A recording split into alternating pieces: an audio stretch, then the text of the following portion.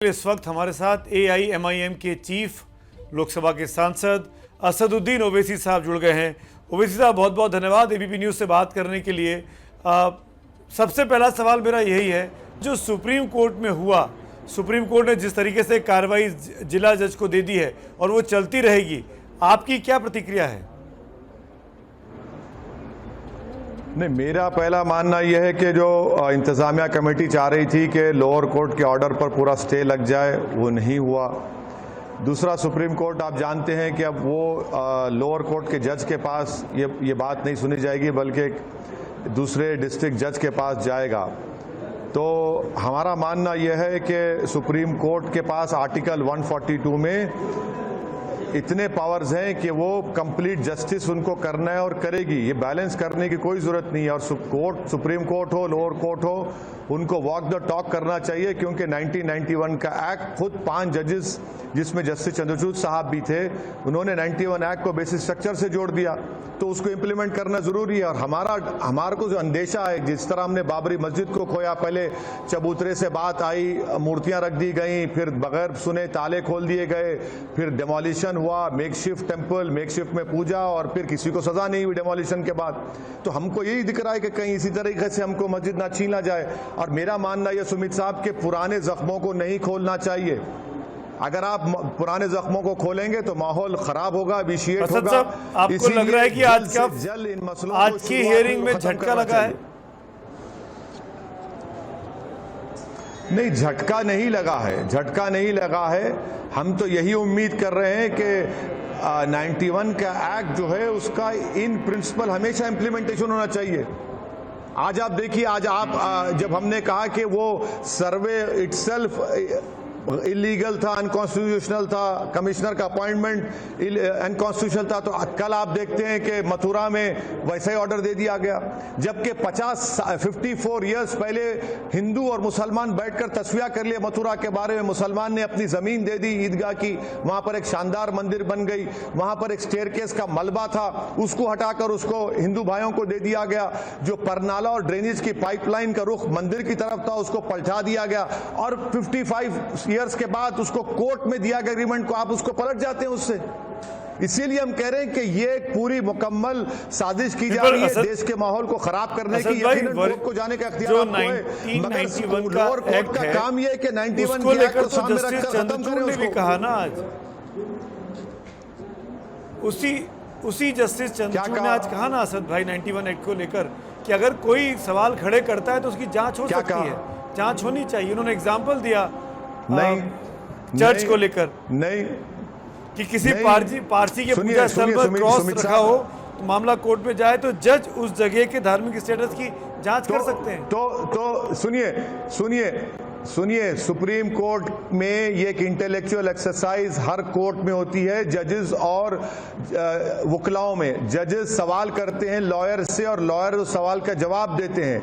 अगर जस्टिस चंद्रचूड़ जज ने जो मिसाल दी कि अगर एक क्रॉस को एक जगह पर रख दिया जाएगा तो क्या वो चर्च हो जाएगी, क्या उल्टा वाइस वर्सा होगा, तो समझिए इस बात को। देखिए, ये एक इंटेलेक्चुअल डिसऑनेस्टी है ना कि अगर आप एक क्वेश्चन, सुनिए सर, क्वेश्चन के सवाल को अगर आप ऑब्जर्वेशन करें करार देने, गलत है। जांच होनी ही नहीं चाहिए।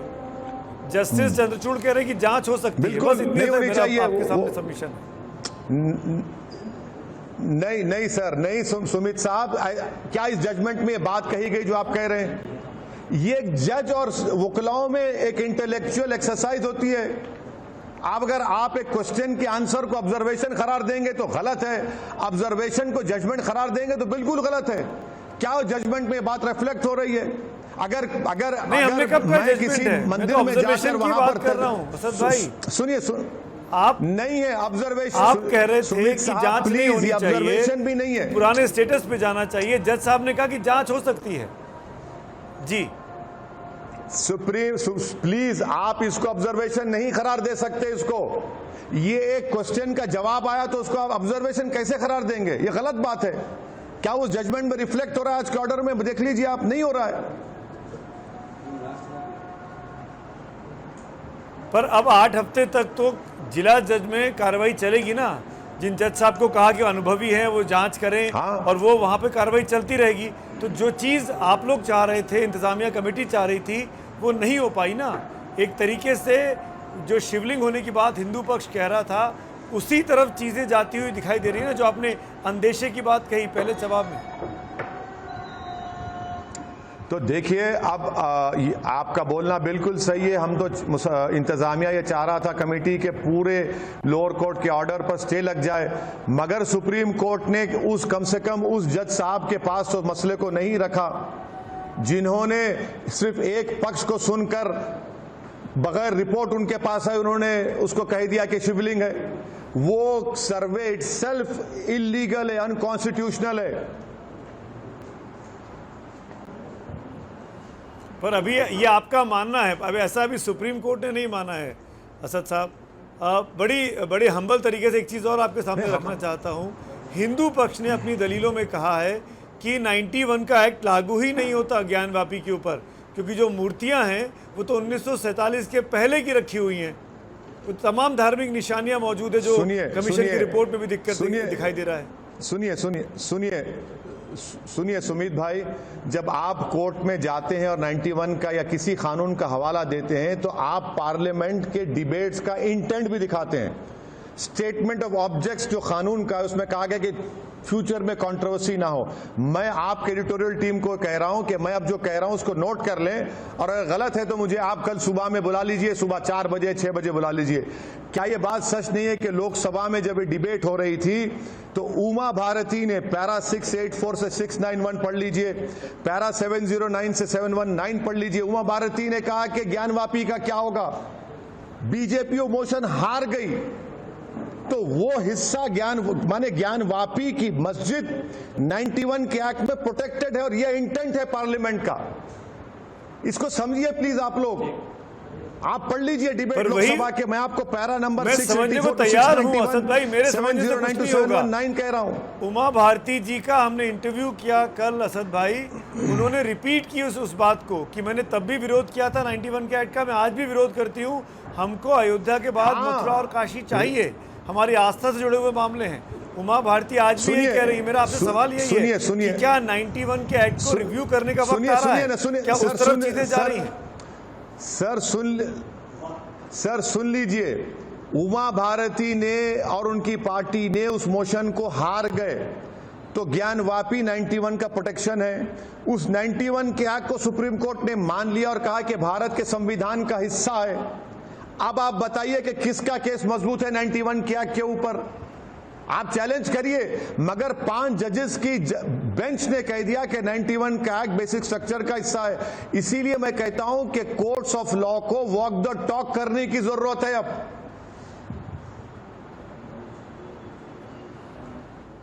वो कौन करेगा वॉक द टॉक? किसको करना चाहिए? किसकी जवाबदेही है ये? वो कोर्ट्स करेंगे इंशाल्लाह। वो कोर्ट्स का ही काम है करना, क्योंकि कोर्ट्स ने उसको भारत के संविधान के बेसिक स्ट्रक्चर का हिस्सा करार दे दिया है। कोर्ट्स को ही करना चाहिए। अब आप देखिए मथुरा का मामला 57 इयर्स पहले हिंदू मुसलमान बैठ के तस्वीर कर लिया, फिर खोलते उसको।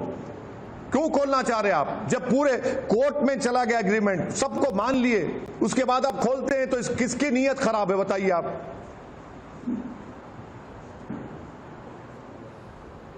आपको इस बात का अंदेशा है, थैंक यू सर, कि बाबरी, जो आप कहते हैं कि बाबरी भी गंवा दी, अब हम ज्ञानवापी को नहीं गंवाएंगे, अब चीजें ईदगाह तक आ गई हैं, मथुरा तक, इस बात का अंदेशा है, डर है आपको क्या? इसलिए आप इस तरह की बात कह रहे हैं? भारत के मुसलमानों में कच्चा है कि जिस तरह हमने बाबरी मस्जिद को खोया, फिर से हम कोई मस्जिद को अपनी आंखों के सामने ना खोलें। सुमित साहब, क्या आप नहीं देख रहे हैं कि कोई कह रहा है कि जामा मस्जिद की सीढ़ियों को तोड़ दो? अरे भाई, बात कहां रुकेगी? कल जाकर कहेगा कि मैं क्या कह दूं कि प्रधानमंत्री के घर के नीचे मस्जिद है। आप हाजी अली की दरगाह को दरगाह नहीं मानते। ये डिमांड्स इतने शुरू हो जाएंगे। इसीलिए हम कह रहे हैं कि कोर्ट्स का काम यह है कि निपिट उसी वक्त उसको दबाइए कि 91 का एक्ट संविधान का बेसिक स्ट्रक्चर का हिस्सा है, इसको एंटरटेन कोई कोर्ट को जा सकता है, मगर कोर्ट्स की जिम्मेदारी है। देखिए, ये हिसास और कंट्रोवर्शियल मसले हैं।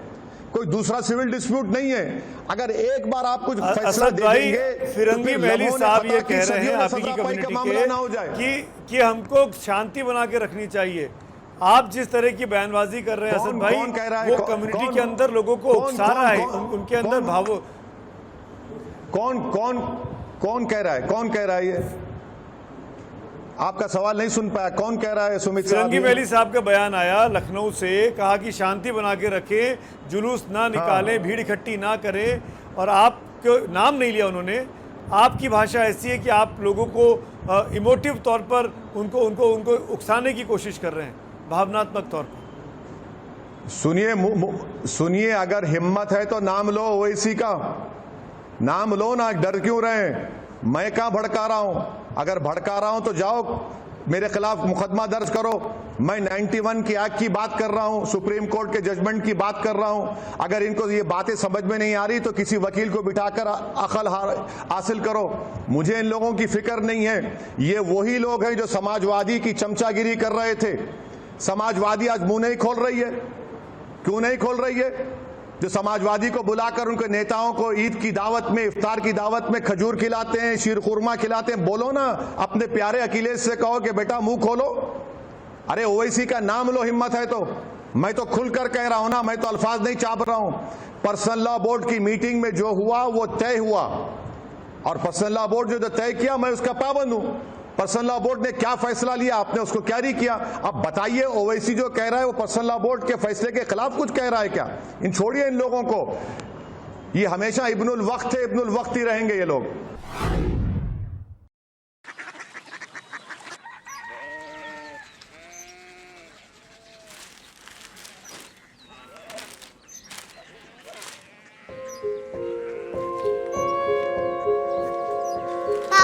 बाबा कोरिया सिटी জানি না।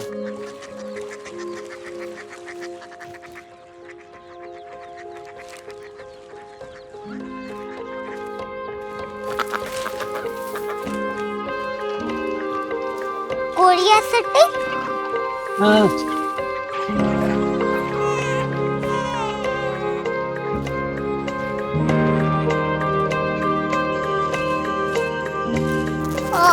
कोरिया सिटी कहाँ पे है? शहर अंग्रेजी लगे हैं।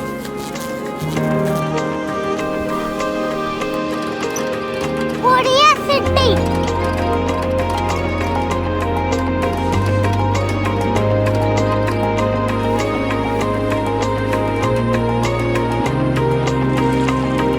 वो बहुत दूर है।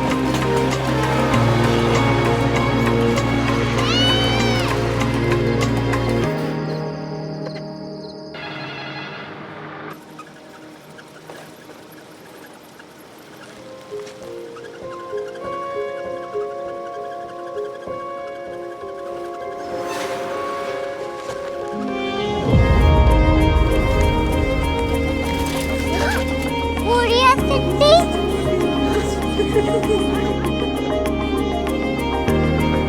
दुनिया को नहीं, कुछ लोग बड़े होते हैं। कोरिया सिटी कहाँ है? प्रोफेसर साहब को पता होगा। हो, ये छोटा वाला ग्लोब लगता है, और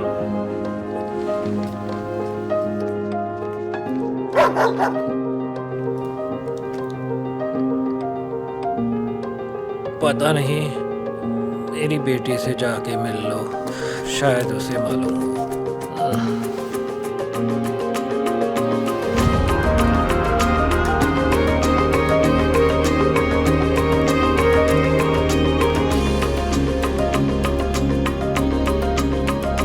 हाय,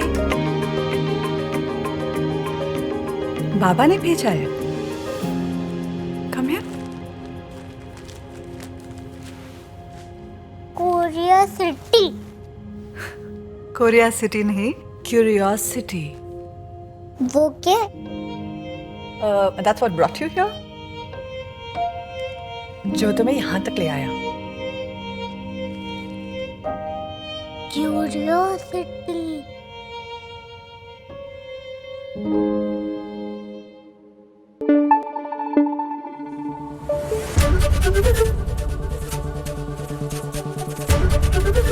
एबीपी न्यूज आपको रखे आगे।